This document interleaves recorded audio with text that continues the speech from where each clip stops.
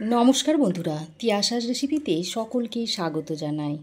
আজ হাজির হয়েছি কলমি শাকের একটা দুর্দান্ত স্বাদের রেসিপি নিয়ে, যেটা গরম গরম ভাতের সঙ্গে খেতে অসাধারণ লাগে।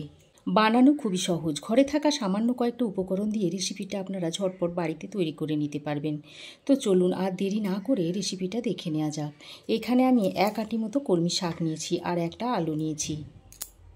প্রথমেই আমি কলমি শাকগুলোকে ভালো করে বেছে নিয়েছি, তারপর ধুয়ে নিয়েছি।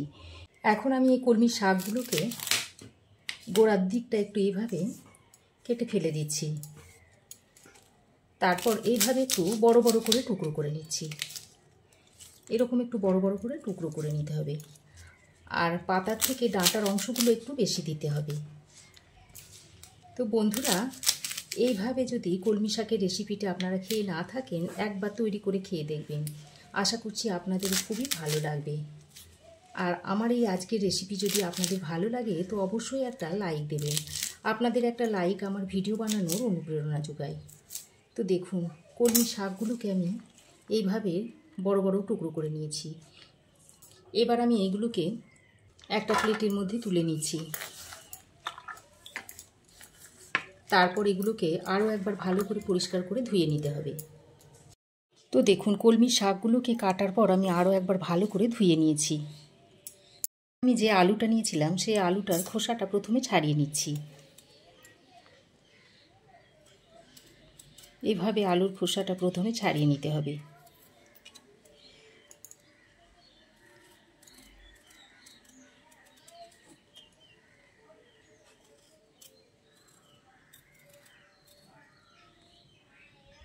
তো দেখুন, আলুর খোসাটাকে আমি ছাড়িয়ে নিয়েছি।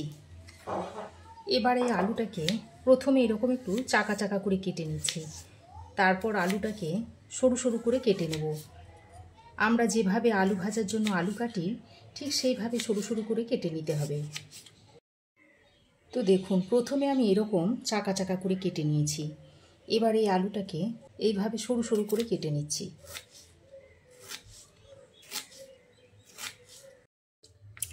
তো দেখুন, আলুটাকে আমি এরকম সরু সরু আলু ভাজার মতো করে কেটে নিয়েছি। এবার আমি এই আলুটাকেও একটা বাটির মধ্যে তুলে নিচ্ছি। তারপরে আলুটাকেও আরও একবার ভালো করে পরিষ্কার করে ধুয়ে নিতে হবে। এবার আমি কড়াই গরম করে দিয়ে দিচ্ছি 1 চামচ মতো গোটা জিরে। এবার এই গোটা জিরেটা দিয়ে লো টু মিডিয়াম ফ্লেমে জিরেটাকে হালকা করে ভেজে নিতে হবে। তো ভাজার সময় খেয়াল রাখতে হবে যেন জিরেটা পুড়ে না যায়। পুড়ে গেলে কালো হয়ে যাবে রঙটা, আর তখন খেতে ভালো লাগবে না।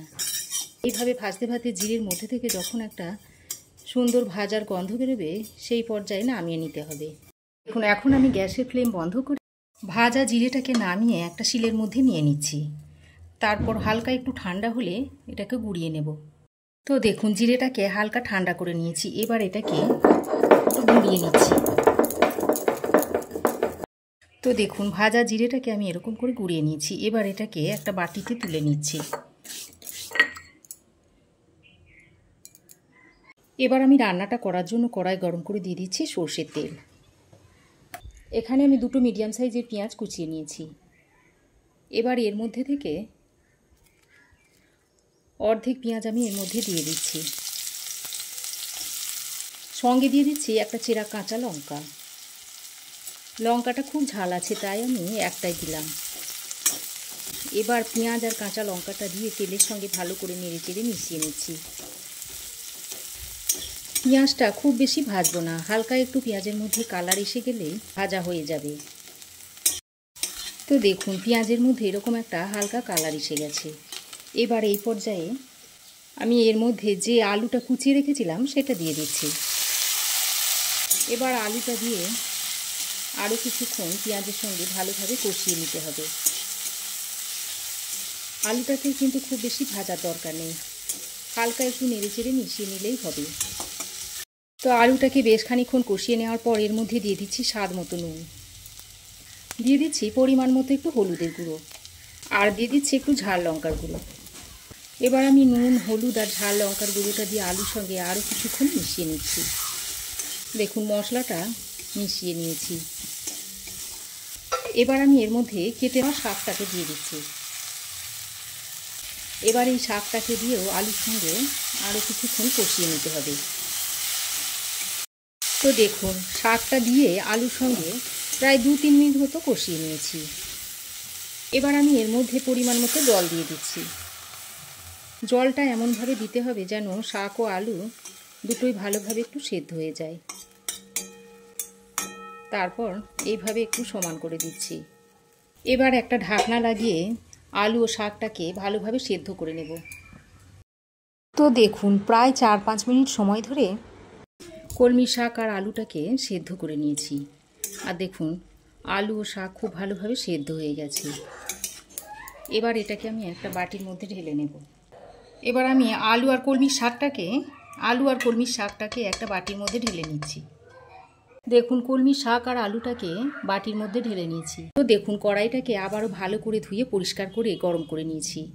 তারপর এর মধ্যে আবারও দিয়ে দিচ্ছি 1 চামচ মতো সর্ষের তেল। তেল ভালোভাবে গরম করে নিয়েছি। তারপর এর মধ্যে দিয়ে দিচ্ছি 1/2 চামচ মতো রাঁধুনি। তবে যারা রাঁধুনি খেতে অপছন্দ করেন তারা রাঁধুনির বদলে গোটা জিরে দিয়ে দিতে পারেন। আর এই রাঁধুনিটা আপনারা যে কোনো মুদির দোকানে পেয়ে যাবেন। এবার ফোড়নটাকে কিছুক্ষণ ভেজে নিয়ে এবার যে বাকি পেঁয়াজটা রেখে দিয়েছিলাম সেটা এর মধ্যে দিয়ে দিচ্ছি। তারপর পেঁয়াজটা দিয়ে ফোড়নের সঙ্গে বেশ কিছুক্ষণ ভেজে নিতে হবে। বন্ধুরা, এইভাবে যদি কলমি শাকের রেসিপি আপনারা খেয়ে না থাকেন, অবশ্যই একবার বানিয়ে খাওয়ার অনুরোধ রইল। আর এই রেসিপিটা এতটাই টেস্টি হয় যে গরম গরম ভাতের সঙ্গে যদি এই রেসিপিটা থাকে, 1 থালা ভাত অনায়াসেই খাওয়া হয়ে যাবে। তো দেখুন, পেঁয়াজটাকে আমি হালকা সোনালি করে ভেজে নিয়েছি। এবার এই পর্যায়ে সেদ্ধ করে রাখা কলমি শাক আর আলুটা দিয়ে দিচ্ছি। সেদ্ধ আলু ও কলমি শাকটা দিয়ে পেঁয়াজের সঙ্গে ভালো করে নেড়ে চেড়ে মিশিয়ে নিতে হবে। আর এখানে আমি বেশ কয়েকটা চিংড়ি মাছ আগে থেকে ভেজে রেখে দিয়েছিলাম। এখানে ঘুষো চিংড়িটা আমি নিয়েছি। তারপর এই ভাজা চিংড়িটা এই কলমি শাক ও আলুর মধ্যে দিয়ে দিচ্ছি। তারপর ভালো করে নেড়ে চেড়ে মিশিয়ে নিচ্ছি। তবে যদি আপনারা চিংড়ি মাছটা কাঁচা দিতে চান তাহলে পেঁয়াজ ভাজার সময় চিংড়ি মাছটাকে পেঁয়াজের সঙ্গে একটু ভেজে নিয়ে তারপর আলু আর সেদ্ধ করা কলমি শাকটা দিয়ে নেবেন। দেখুন, বেশ কিছুক্ষণ নাড়াচাড়া করে আমি মিশিয়ে নিয়েছি। আর এই রেসিপিটাতে খুব বেশি ঝোল হবে না, একটু মাখো মাখো হবে। এবার আমি অল্প একটু চিনি দিয়ে দিচ্ছি। চিনিটা দিয়ে আবারও সব কিছুকে ভালো করে নেড়ে চেড়ে মিশিয়ে নিচ্ছি। আর এই চিনিটা দেওয়ার কারণে তরকারির স্বাদটা খুবই ভালো হবে। চিনিটা দিয়ে মিশিয়ে নেওয়ার পর যে জিরে ভাজাটা গুঁড়িয়ে নিয়েছিলাম সেটা এর মধ্যে দিয়ে দিচ্ছি। তারপর ভাজা মশলাটা দিয়ে সব কিছুকে একসঙ্গে নেড়ে চেড়ে মিশিয়ে নিচ্ছি। ভালো করে নেড়ে চেড়ে মিশিয়ে নিলেই তরকারিটা সার্ভ করার জন্য একেবারেই রেডি হয়ে যাবে। তো দেখুন, কলমি শাকের তরকারিটা এখন আমি একটা প্লেটের মধ্যে সার্ভ করে দিচ্ছি। এবার আপনারা এটা গরম গরম ভাতের সঙ্গে অনায়াসেই খেতে পারেন। তো বন্ধুরা, এই কুচো চিংড়ি মাছ দিয়ে কলমি শাকের রেসিপি আপনাদের কেমন লাগলো অবশ্যই একটা কমেন্ট করে জানাবেন। ভালো লাগলে একটা লাইক ও শেয়ার করবেন। পাশে থাকা বেল আইকনটাও অবশ্যই প্রেস করে দেবেন। আর আমার চ্যানেলে যদি নতুন হয়ে থাকেন তো প্লিজ চ্যানেলটাকে সাবস্ক্রাইব করার অনুরোধ রইল। আজ এই পর্যন্তই। আবার দেখা হবে নতুন কোনো রেসিপি নিয়ে নেক্সট এপিসোডে। সে পর্যন্ত ভালো থাকবেন, সুস্থ থাকবেন। ধন্যবাদ।